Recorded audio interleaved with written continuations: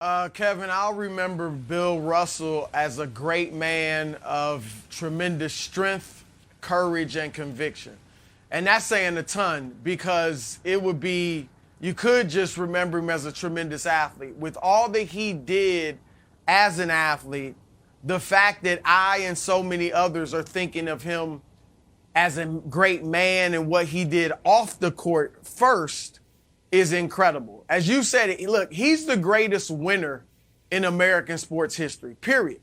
And there's not even a discussion. This is not a LeBron, Michael Jordan debate. It's no debate.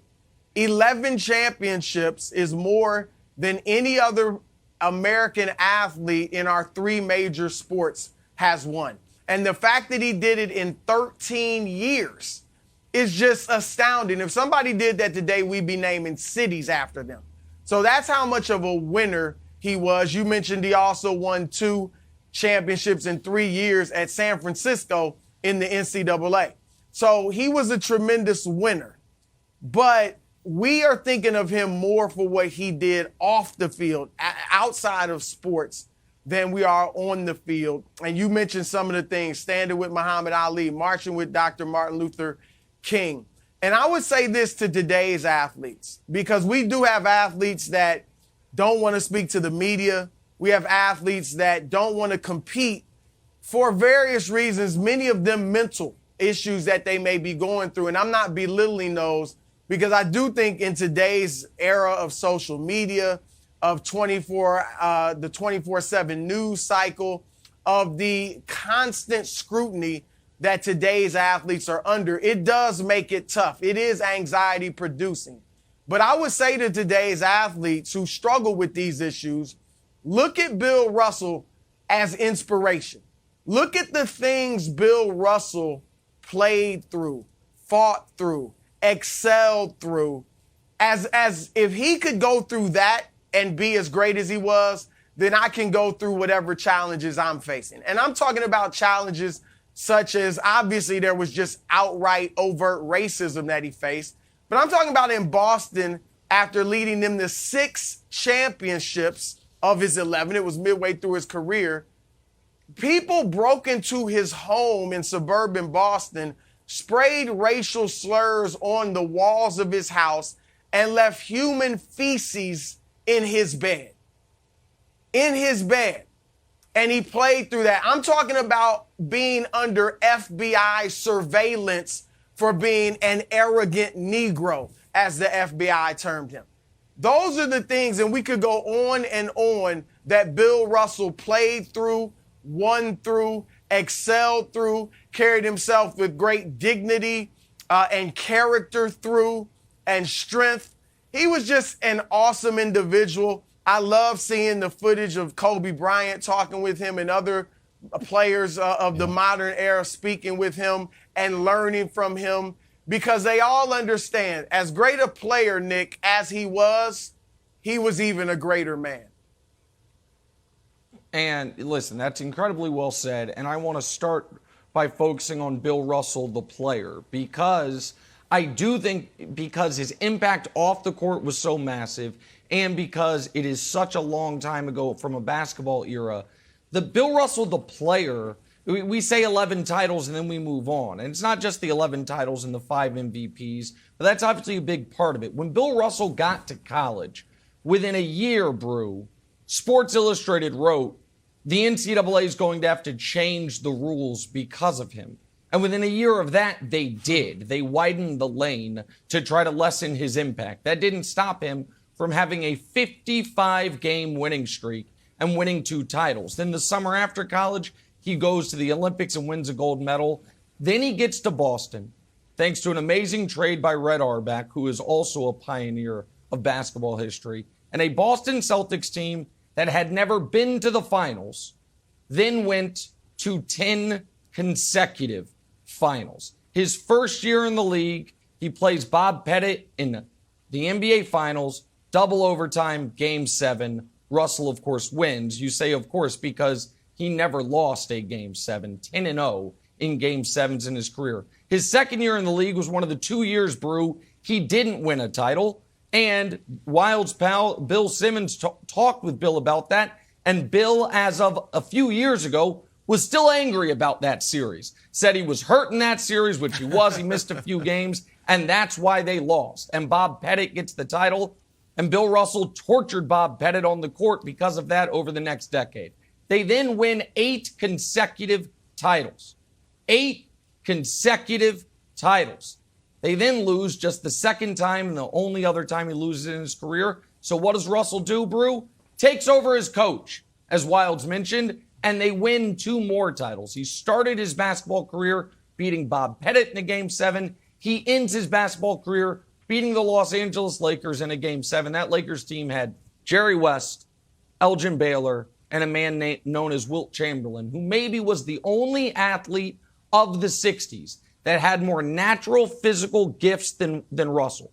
Because Russell, the athlete, could have been an Olympic long jumper. He was an all-time physical specimen, yet the only guy greater physical specimen than him, Wilt, Russell did all the winning because Russell understood team, Russell understood sacrifice, Russell understood what it took to win. With all that said, his greater impact was had off the court. He was one of our last. We are unfortunately now in a time because of, age, we don't have many remaining true civil rights icons. He was one of them. We lost John Lewis a couple years ago. We lose Bill Russell yesterday. And for all of that, Brew, for all the winning, for all the sacrifice, how was he treated? You mentioned how Boston fans treated him, and that was in the contemporary times, breaking into his home, vandalizing his home. But even far after the Russell era, you would have discussions of who's the greatest Celtic. Cousy, Havlicek, Bird. Well, what all 3 of those guys have in common is they're all white and they're all worse than Bill Russell was. How did the media treat him? Well, terribly. When he got the job as the head coach, he was asked in his opening press conference if he was going to be racist against white players. And you said it. How did our government treat him? Well, they put him under surveillance, as you mentioned, and called him, quote, an arrogant Negro, end quote, who's mean to white children. And despite all of that, he carried himself with grace, with class, and was an ambassador for what the best of us always could be. Bill Russell, at 83 years old, signed up for Twitter. And what was his first tweet? Kneeling with Colin Kaepernick. Because even as an octogenarian, he understood his responsibility to the moment and to the movement. And, I'm not certain because of your guys' times in the NBA if you guys ever had a chance to shake Bill Russell's hand. I did not. And that is a sadness for me. He was a true living legend and a true hero off the court, which almost rightfully overshadowed, Brew, the fact that when I do the silly, the best player arguments and the 50 best of the last 50 years, one of the reasons, Brew, my list is the last 50 years is because if you start the argument with anyone other than the guy who won the 11 championships is the best ever, you kind of start to be like, wait, what's the point of the whole thing then? And so he's almost a victim of his own dominance. It was a life, 10 lifetimes well lived. Yeah, I would add Chris, this, Nick, to what you said about him as a player, if you don't mind, Wildes. It's fashionable for, I think, a lot of younger players or people to say, yeah, Bill Russell, what was he, 6'9", 6'10", wasn't a great shooter, only shot 44% from the field. Like, he wouldn't be any good today.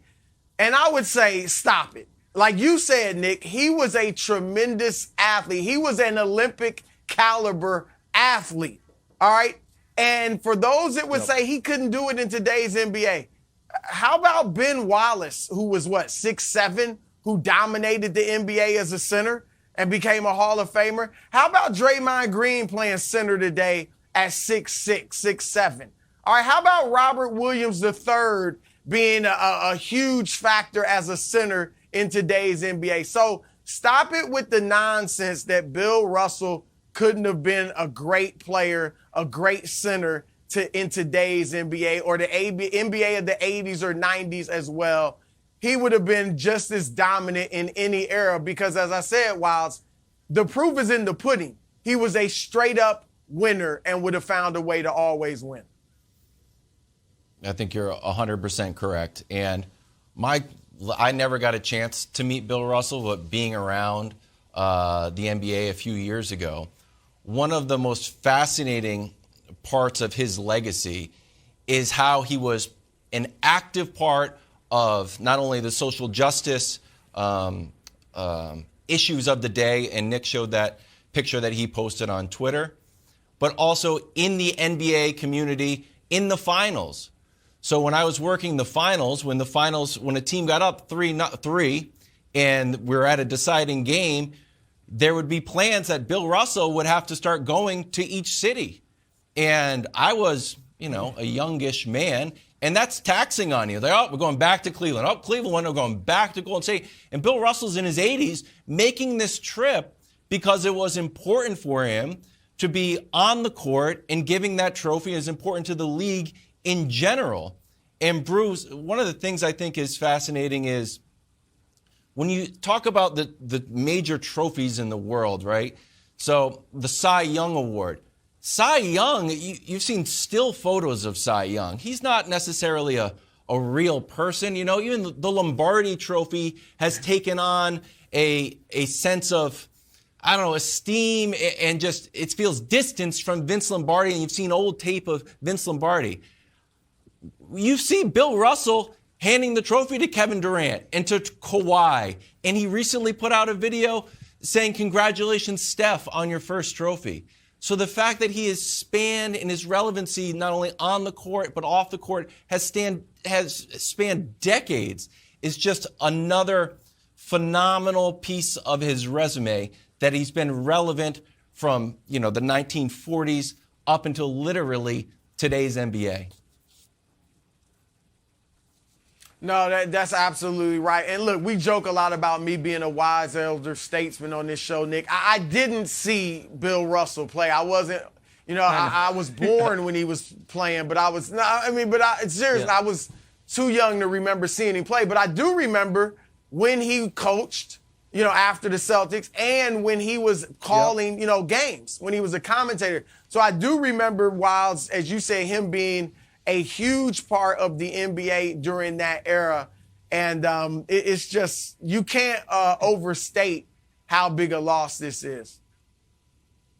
And I want to now just reverse back for just a moment before we move on to Russell off the court, because there is something very fashionable that happens when an icon such as Bill Russell, I remember when it happened with Muhammad Ali, when they pass. And it has happened for decades to the memory of Dr. King, which is we paper over the fact that while he was active, while he was an activist, he wasn't just a controversial figure. He wasn't just a figure that was hated in some corners.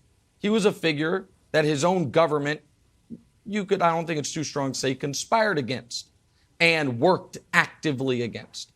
And now a lot of folks today will send out the tweet, or organizations will send out the tribute as almost it's rote, as if you must. And I would, I think it was either Jim Brown or Charles Barkley, my apologies for not remembering, I think it was Jim Brown, who said Muhammad Ali, famously became beloved once he lost the ability to speak.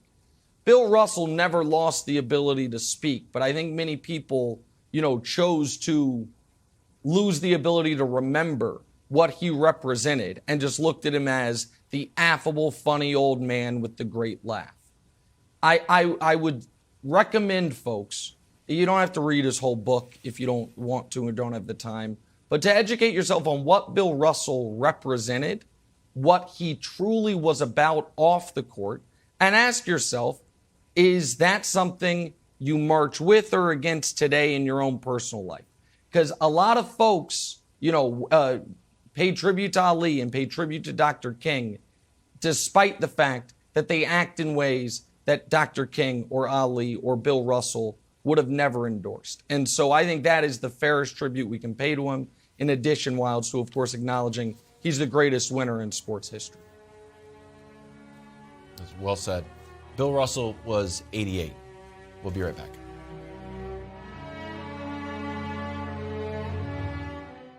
Thanks for watching. Subscribe here to get the latest from the show. Also, be sure to check out more of the best clips from First Things First, or go watch a few segments from our other shows on FS1.